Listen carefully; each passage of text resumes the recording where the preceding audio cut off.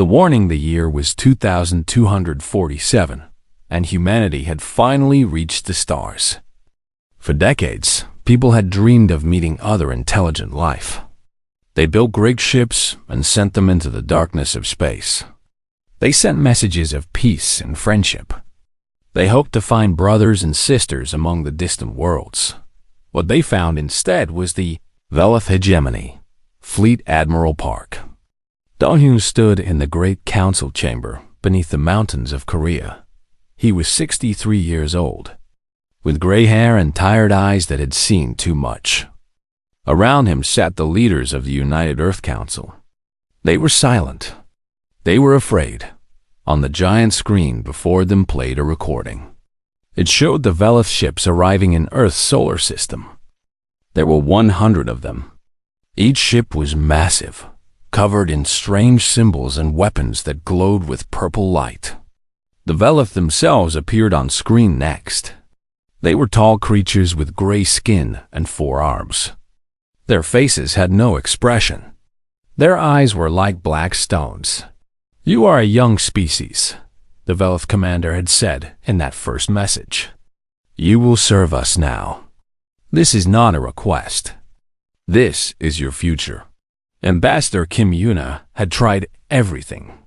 She was the best diplomat humanity had ever produced. For 3 months, she talked with the Velith. She offered trade agreements. She offered to share human culture and art. She offered friendship and alliance. The Velith had laughed at her. "You do not understand," they had told her. "We do not make friends with insects. We step on them." Then they had burned Mars. Admiral Park closed his eyes as the recording showed it again. The colony on Mars had been home to 30,000 people. Families, children, scientists who dreamed of making the red planet green, artists who painted the Martian sunsets, workers who built homes and schools and hospitals.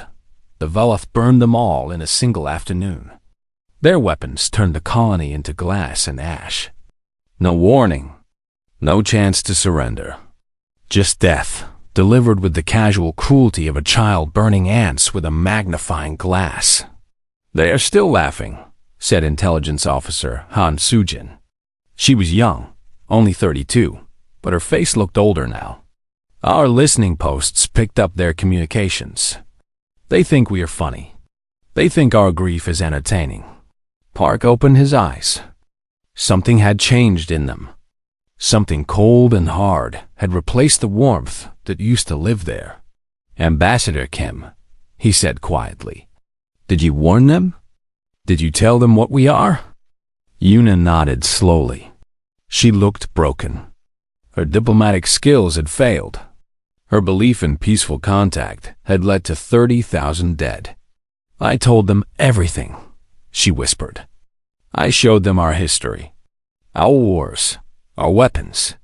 I told them about the bombs we dropped on ourselves.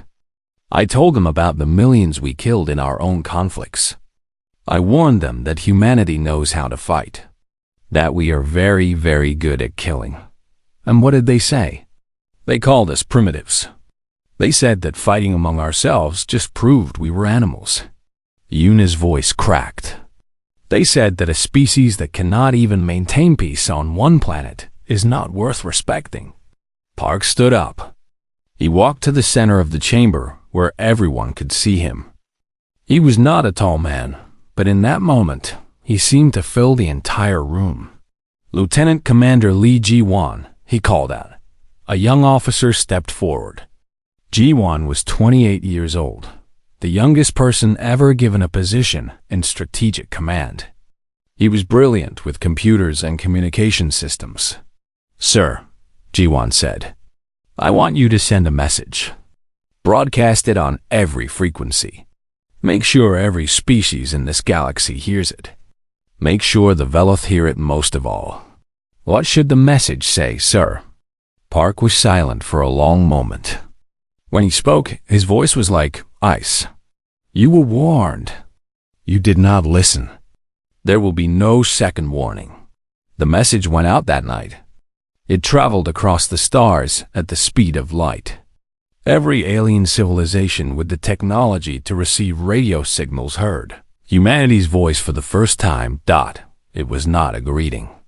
It was not a plea for help. It was a promise. Within 1 week, everything changed on Earth. Factories that had been making cars and phones and toys were converted. Now they made weapons, ships, armor, ammunition. Scientists who had spent their lives studying peaceful things now designed killing machines. Engineers who had built bridges now built bombs. Deep beneath the city of Seoul, Admiral Park gathered his most trusted officers. There was Captain Choi Min-ji, a naval commander with cold eyes and steady hands.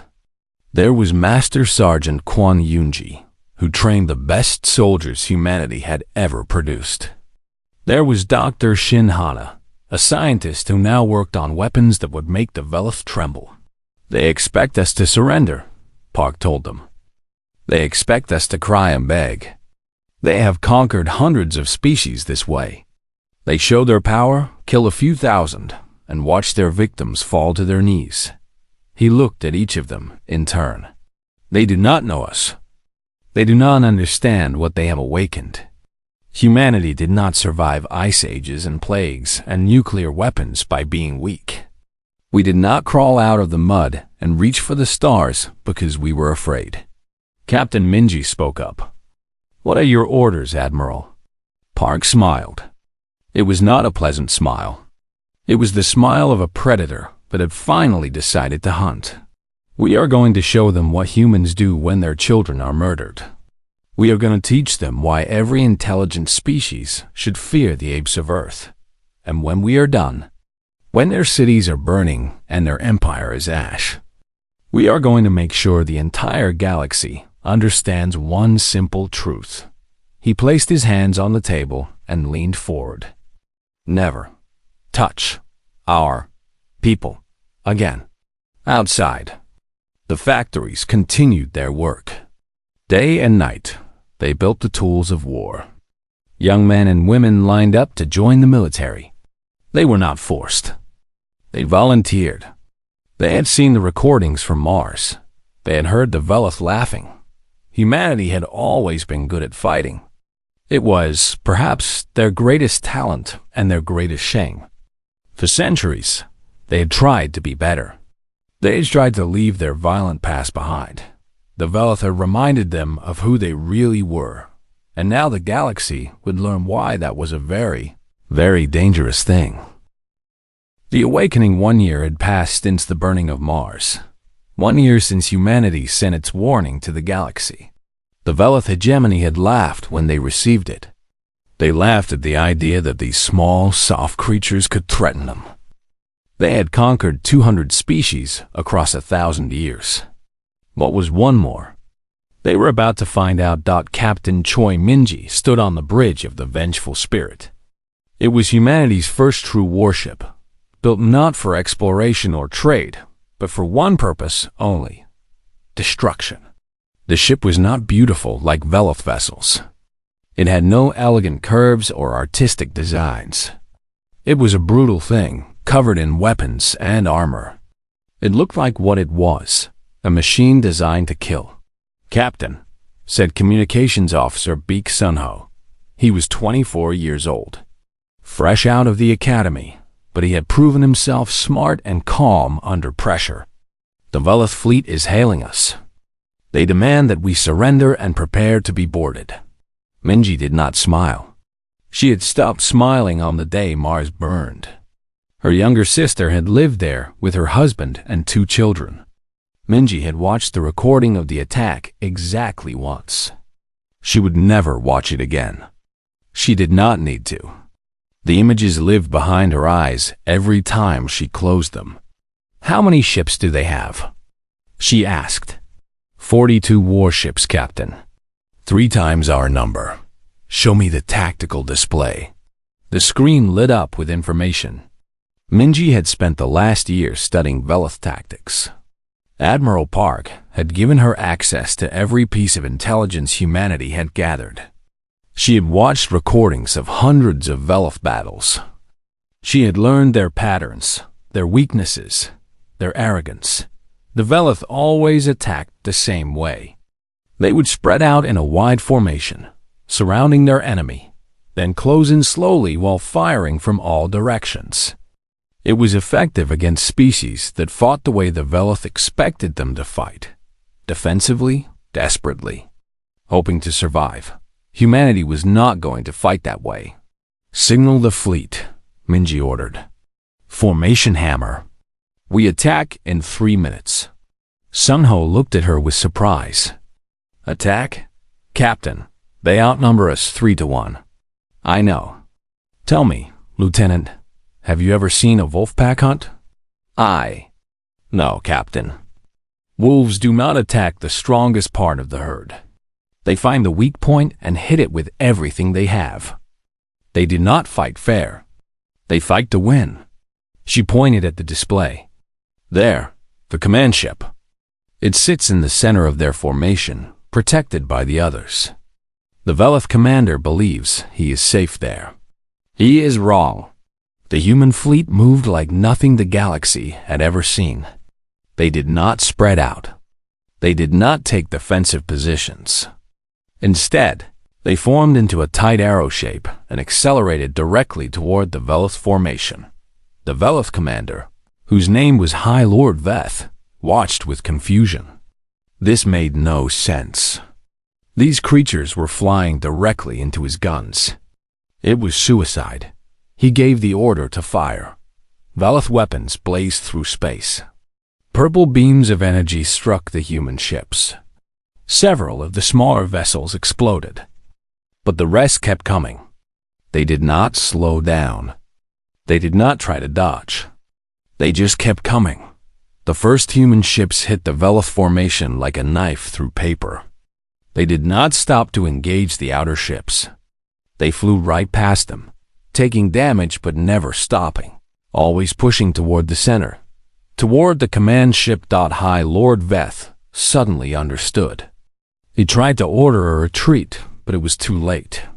The Vengeful Spirit and its escort ships burst through the formation and opened fire on his vessel from point-blank range. Human weapons were different from anything the Velith had seen. They were not elegant energy beams. They were brutal kinetic weapons. Chunks of metal accelerated to incredible speeds, along with missiles packed with explosives. The Velith had shields designed to stop energy weapons. They had never fought a species that used kinetic force. High Lord Veth's command ship came apart in seconds. The explosion was massive, bright enough to be seen from distant planets. And with the command ship went the Velith coordination. Their formation fell into chaos. The Battle of Proxima Station lasted 11 minutes. When it was over, 39 Velith ships were destroyed or disabled. 3 had managed to flee into faster-than-light travel. The human fleet had lost 8 ships. Nearly 1,000 human soldiers had died. Captain Minji stood on her bridge, looking at the wreckage floating through space. She felt nothing. No joy, no satisfaction. Just cold, empty determination. "Send a message to the remaining Velith ships," she said. "Tell them to surrender or be destroyed. If they surrender, they will be treated as prisoners of war. If they fight, they will die." Most of the disabled ships surrendered. Their crews were shocked. They had never lost a battle like this. They had never faced an enemy who attacked with such fury, such disregard for their own survival. Back on Earth, Admiral Park received the news with a grim nod. It was a victory, but he knew it was only the beginning. The Velith hegemony had thousands of ships. This battle had destroyed 42 of them. There were many more to come. Intelligence Director Han Sujin came to him with a report. She had intercepted communications from other alien species who had watched the battle. "They are talking about us," she said. "All of them. The Velith are angry, but the others, they are afraid. They thought we would be easy prey once the Velith finished with us. They were already making plans to divide Earth among themselves. And now? Now they are not so sure. But they have not changed their plans completely. They think we got lucky. They think the Velith will crush us in the next battle. Park looked out the window at the night sky. Somewhere out there, the Velith were preparing their revenge. Somewhere out there, other species were watching, waiting to see what would happen. Then we will have to show them, he said quietly. We will show them all that this was not luck. We will show them what humanity is capable of when we have nothing left to lose. On the vengeful spirit, Captain Minji had one of the Velith prisoners brought to her. He was a junior officer, young by Velith standards, his 4 arms bound with metal restraints. You will tell your leaders what happened here, she said to him. You will tell them that this is just the beginning. We are coming for them. We are coming for every Velith world, every Velith station, every Velith ship. The prisoner stared at her with his black eyes. You cannot win. We are the hegemony. We have ruled this part of the galaxy for 1,000 years. Minji leaned close to him. Her eyes were as cold as the void of space. You killed our children. You burned our people while they screamed. You laughed at our pain. Her voice dropped to a whisper. We are not trying to win. We are making sure you lose everything. She stepped back and gestured to the guards. Put him on a shuttle and send him home. Let him spread the word. The awakening had begun. Humanity was no longer the victim. They were the hunters now, and they would not stop until the Velith learned the price of their cruelty. The reckoning 2 years had passed since Mars burned. 2 years of war. 2 years of blood and fire and death across the stars. The Velith hegemony had sent fleet after fleet against humanity. Every single one had been destroyed. Now humanity stood at the doorstep of the Velith. Homeworld. Lieutenant Yoon Tae-young had never expected to be here. He was 26 years old, born in a small town outside of Bizen. Before the war, he had been studying to become a teacher. He had wanted to help children learn about the stars, about the wonders of the universe. Now he stood on the observation deck of the Final Answer, humanity's largest warship, watching as kinetic strikes fell on an alien planet. Each strike was a rod of tungsten, accelerated to incredible speed, hitting the surface with the force of a nuclear bomb. But there was no radiation. Just destruction. Cities that had stood for 10,000 years vanished in seconds. Great monuments to Velith power turned to dust.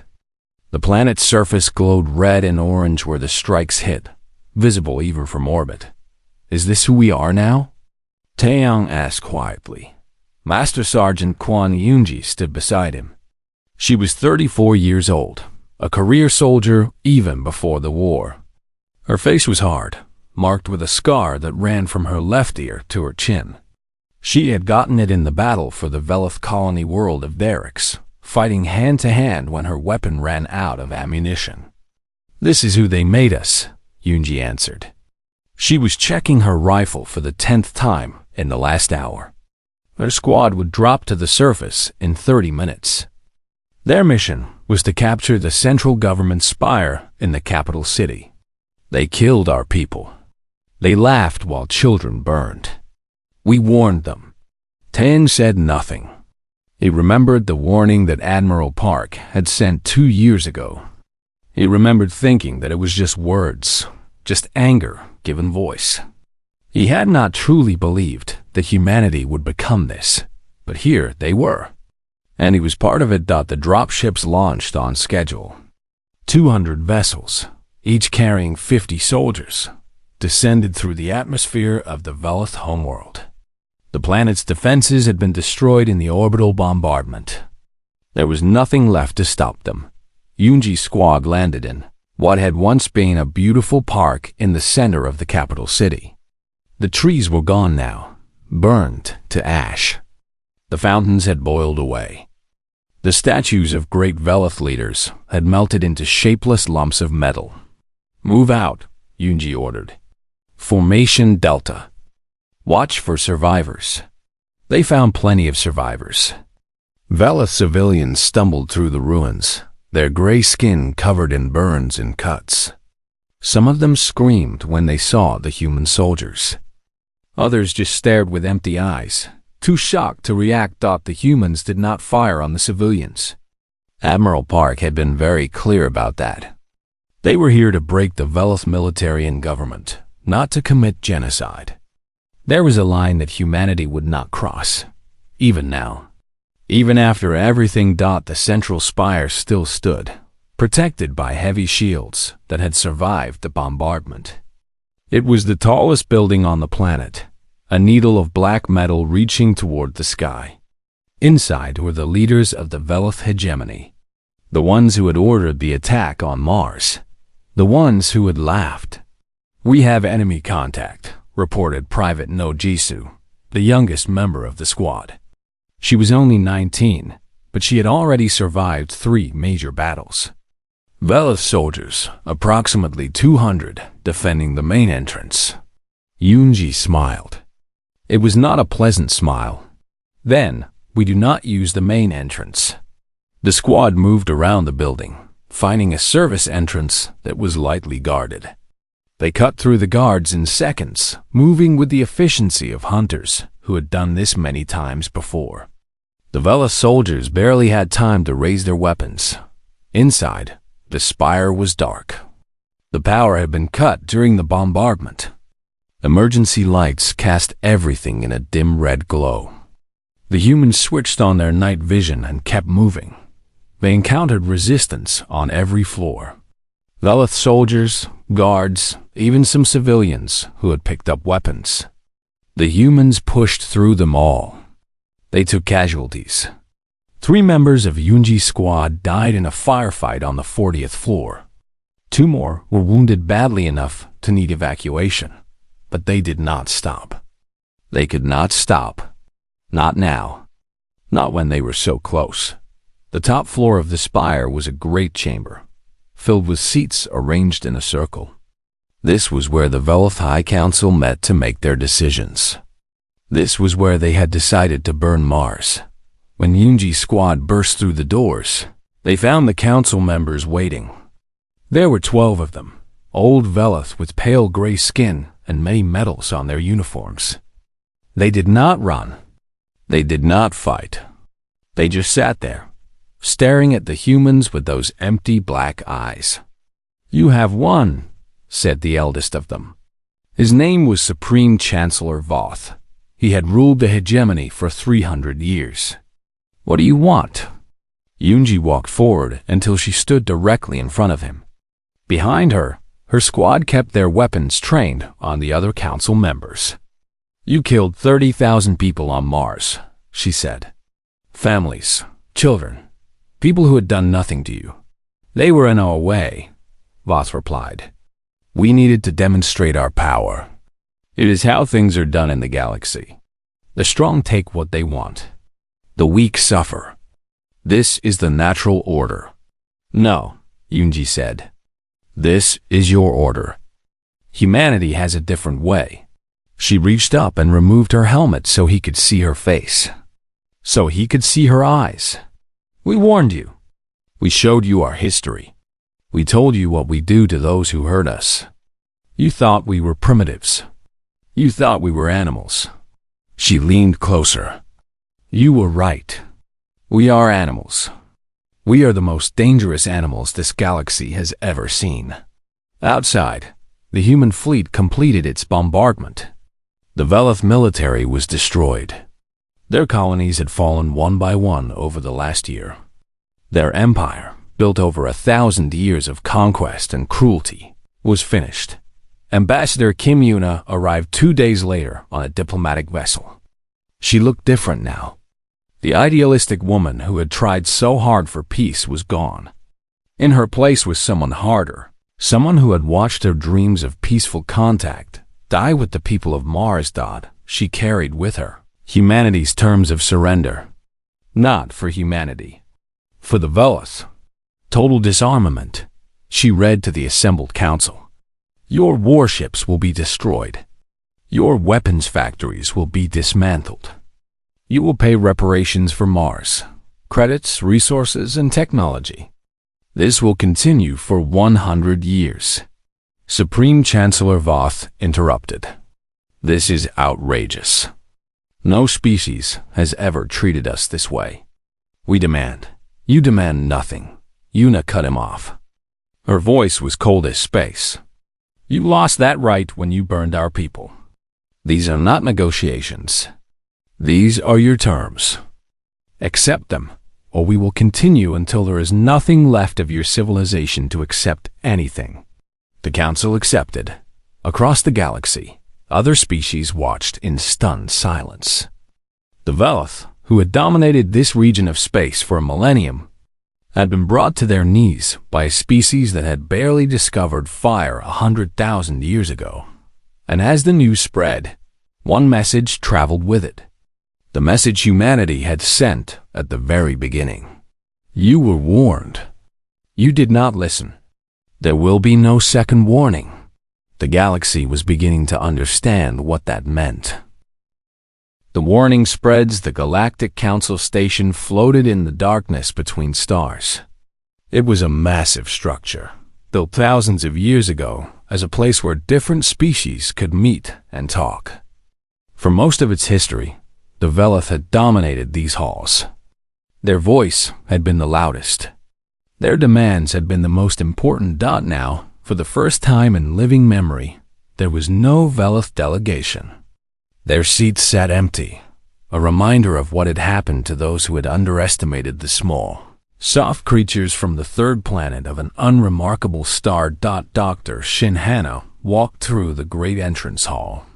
She was 45 years old, a scientist who had spent her life studying alien languages and cultures. Before the war, she had dreamed of coming to this place to learn, to understand, to build bridges between humanity and the other species of the galaxy. Now she was here as humanity's official representative. And judging by the looks she received from the aliens around her, they were not interested in building bridges.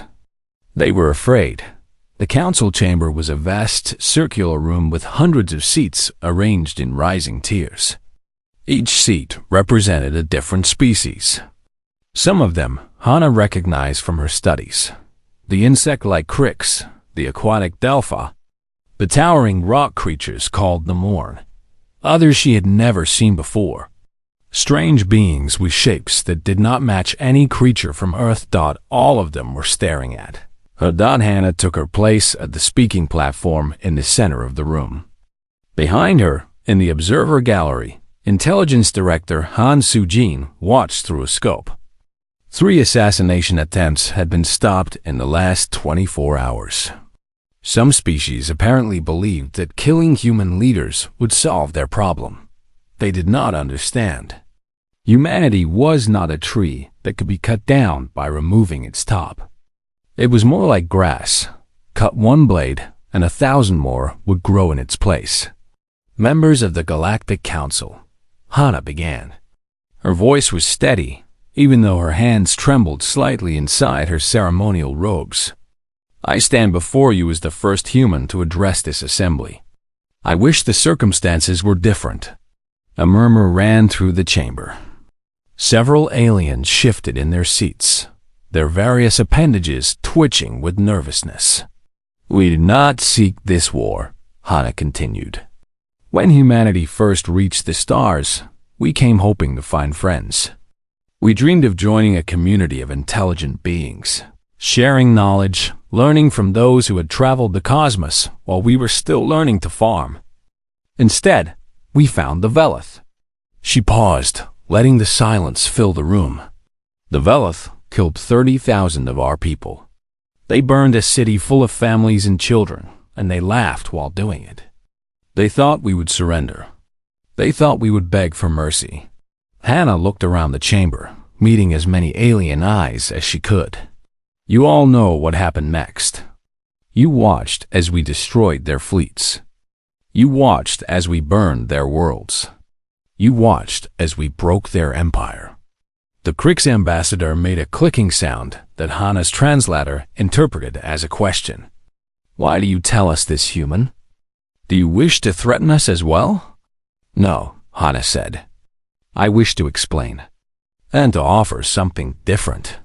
She touched a control on the platform, and a holographic display appeared in the center of the room. It showed images, humans and aliens working together, trading, sharing meals, exploring strange new worlds side by side. Before the war, this was our dream. It is still our dream. Humanity wants peace. We want trade. We want cultural exchange. We want to learn from you and share what we have learned. The Morn Ambassador, a creature that looked like a walking mountain, spoke with a voice like grinding stone. And if we refuse? Hannah was silent for a long moment. When she spoke again, her voice was harder. Then you will learn the same lesson the Velith learned. We are a peaceful people when we are treated with respect. But we will not be slaves. We will not be victims. And we will not allow our children to be murdered while the galaxy watches and does nothing. The chamber erupted in noise. Aliens shouted, clicked, hummed, and made sounds that no human vocal cord could produce. Fear and anger mixed together in a chaos of alien emotion. Up in the gallery, Sujin's hand moved toward her weapon as several aliens in the crowd started pushing toward the exit. But no one moved against Hannah. No one dared. When the noise finally died down, Hannah spoke again. I understand your fear. The Velith made you afraid too once. They conquered and enslaved many of your peoples. They treated you the same way they tried to treat us. She shook her head slowly. We are not the Velith. We do not want to conquer you. We do not want to enslave you. All we want is to be treated as equals. Is that so much to ask? The Delpha Ambassador, a being that looked like a dolphin made of blue light, swam forward in its water tank. The Velith asked for nothing. They simply took. How do we know you will be different? Because we are asking, Hannah replied. We have the power to take. After defeating the Velith, we have the strongest military in this region of space. We could do exactly what they did. We could conquer. We could enslave. We could rule through fear. She stepped closer to the Delphus tank, looking directly into its glowing eyes. But we choose not to. We choose to come here and speak to you as equals. We choose to offer friendship instead of demanding submission. That is the difference between us and the Velith. The voting took 3 hours. Every species had its say. Some argued that humanity was too dangerous to be trusted. Others pointed out that humanity had shown mercy to the Velith, something the Velith had never shown to anyone. Still others simply wanted the war to be over so they could return to their normal lives. In the end, the vote was unanimous. Humanity's request for diplomatic recognition and peace was accepted. After the session ended, Hannah met with Sujin in a private room aboard the station. That went better than expected, Sujin said. I thought for certain the Krix would vote against us. They were allied with the Velith for centuries. Hannah sat down heavily, suddenly exhausted. They voted with us because they are afraid. All of them are afraid. That is not the same as respect. Fear will do for now, Sujin replied. Respect will come later, will it? Hannah looked out the window at the stars beyond. We did terrible things in this war, Sujin. Necessary things, perhaps, but terrible nonetheless. I wonder sometimes if we lost something important, some part of ourselves that made us who we were. Sujin was quiet for a moment. Then she sat down beside Hannah. My grandmother survived the Korean War, she said. She told me stories about the things people did to survive. Terrible things. Things that would give you nightmares. What happened to her? She lived. She got married, had children, built a good life. She was kind and gentle and loved flowers. Sujin smiled slightly. She used to say that humans are like seeds. We can survive almost anything, and when the storm passes, we grow again. Hannah turned from the window. Do you believe that? I have to believe it. Because if it is not true, then everything we have done, everything we have sacrificed, was for nothing. Sujin stood up. Now come. We have more to do. The galaxy is watching us. Let us show them what humans can be when we are not fighting for our lives. Outside the station, the stars waited. Among them were thousands of species, each watching to see what humanity would do next.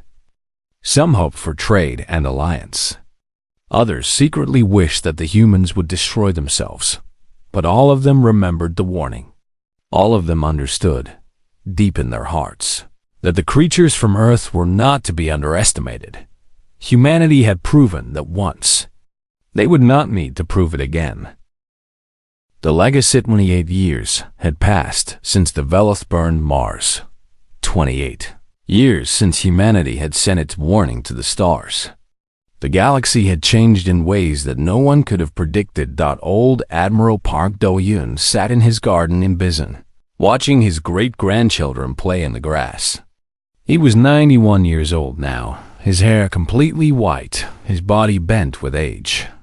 But his eyes were still sharp, still filled with the same determination that had carried humanity through its darkest hours. The garden was beautiful in the spring. Cherry blossoms fell like pink snow, and the air smelled of flowers and fresh earth. It was peaceful here, safe, a world away from the burning ships and screaming soldiers that still haunted his dreams. His great-granddaughter, a girl of 7 named Park My-rae, ran up to him with a flower in her hand. "Grandpa, look what I found." Park took the flower gently. It was a small thing, purple and yellow, the kind of wildflower that grew between the stones of his garden path. He remembered, suddenly, the flowers that used to grow in the parks of Mars. He had never seen them himself, but his daughter had sent him pictures before she died in the attack. "It is beautiful," he told My-rae. "Take good care of it." She nodded seriously and ran back to her brother, who was trying to catch a butterfly. Park watched them, feeling something he had not felt in a very long time. Hope. The sound of footsteps made him turn. Grand Admiral Choi Minji was walking down the garden path toward him. She was 62 years old now, her black hair streaked with gray. But she still moved with the dangerous grace of the warrior she had always been. "Admiral," she said, using his old title even though he had retired 15 years ago. "I have news." Park gestured to the chair beside him. "Sit, tell me." Minji sat down and looked out at the children playing. There was something almost soft in her expression, something that had not been there during the war. "The Veloth have completed their reparations," she said. 100 years of payments, finished early.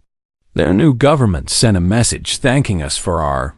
She paused, searching for the right word. "Our restraint." Park made a sound that might have been a laugh. "Restraint. Is that what they call it?" "They call it many things. Some of their historians are writing books about the war. They are trying to understand how a species so young could have defeated them so completely." Minji shook her head. "They still do not understand. I do not think they ever will. Perhaps that is for the best." They sat in silence for a while, watching the children play. The butterfly had landed on young Park My-rae's hand, and she stood perfectly still, afraid to scare it away. "Some of the young officers want to help them," Minji said finally. "The Veloth, I mean. They are proposing exchange programs. Cultural rehabilitation. They want to show the galaxy that we can be more than warriors." Park considered this. He thought about the 30,000 people who had died on Mars. He thought about the soldiers who had given their lives in the war. He thought about the cities they had burned on the Veloth homeworld, the families that had died in fire and darkness. "And what do you think?" he asked. Minji was quiet for a long moment. When she spoke, her voice was thoughtful, almost gentle. "I think we showed the galaxy what we could be at our worst. Perhaps it is time to show them what we can be at our best." Park nodded slowly. He looked at his great-grandchildren, these small humans who had never known war, who had never seen ships burn in the darkness of space. They had grown up in peace because of what their ancestors had done. They had never had to learn how to kill. Do it, he said. Help them rebuild. Show them that humanity can forgive, even if we never forget. In the years that followed, humanity did exactly that. They sent teachers to former enemy worlds, building schools where Veloth children could learn about both species. They sent doctors with medicine, engineers with tools, artists with beauty. They reached out not just to the Veloth, but to every species that would accept their friendship. It was not easy. Many humans still hated the Veloth for what they had done. Many Veloth still feared and resented the species that had destroyed their empire. There were protests, arguments, even some violence. The scars of war did not heal quickly, but slowly, gradually, things changed. Lieutenant Yun Taeyao, who had watched the Veloth homeworld burn from the deck of the Final Answer, became a teacher on that same world. He spent 30 years helping young Veloth understand human culture, human history, human dreams. When he died at the age of 84, thousands of his former students attended his funeral. They called him Father of Peace in their language. Master Sergeant Quan Yunji, who had captured the Veloth High Council, became an advocate for veterans on both sides of the war. She worked to help soldiers heal from what they had seen and done. She wrote books about her experiences, honest accounts that did not hide the terrible things she had done, but also showed the humanity behind the violence. Her books were translated into 300 languages. Dr. Shin Ha continued her work as a diplomat, building bridges between humanity and dozens of alien species. She lived to see the founding of the Galactic Union, a true alliance of equals where every species had a voice.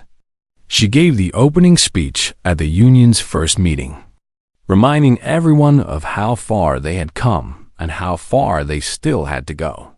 But in every human ship, in every station, in every colony, the same words were inscribed somewhere. Sometimes they were carved in stone. Sometimes they were written in metal. Sometimes they were just painted on a wall where anyone could see them. We came in peace. We were met with fire. We warned you once. And beneath that, in smaller letters, we pray we never have to warn you again. Because humanity had learned something precious in the fires of that first war. They had learned that mercy was not weakness, and that peace was not surrender. But they had also learned that both had to be backed by the willingness to fight for everything they held dear. Park Do-yoon died on a spring morning, surrounded by his family in the garden he loved. His last words were to his great-granddaughter, Mai Rei, who had grown into a young woman studying xenobiology at the university. "Remember," he whispered to her. "Remember what we did and why we did it. Remember the price we paid and the price we made others pay. And then do better. Be better. Show the galaxy that we are more than our worst moments." Mai Rei held his hand as he passed, tears running down her face. She remembered his words. She carried them with her through a long life of discovery and wonder, traveling to distant stars and meeting beings that her ancestors could never have imagined. And everywhere she went, she found that humanity was remembered, not just as warriors, not just as destroyers, but as something more complicated and more interesting. A species that could burn worlds and then help rebuild them. A species that could show no mercy in war and then extend hands of friendship and peace. A species that had warned the galaxy once and hoped they would never have to do so again. The stars were vast and full of danger. But among them, humanity had found its place. They were feared, yes, but they were also respected. They were allies, teachers, friends, and partners in the great adventure of existence. And deep in the heart of every human, from the oldest admiral to the youngest child, burned the same fire that had carried them through their darkest hours. The fire of determination. The fire of love for their own kind. The fire that said, clearly and without compromise, never again. Never again would humanity bow. Never again would they beg. Never again would they allow their children to be murdered while the universe watched. They had given their warning. The galaxy had heard it, and the galaxy would never forget.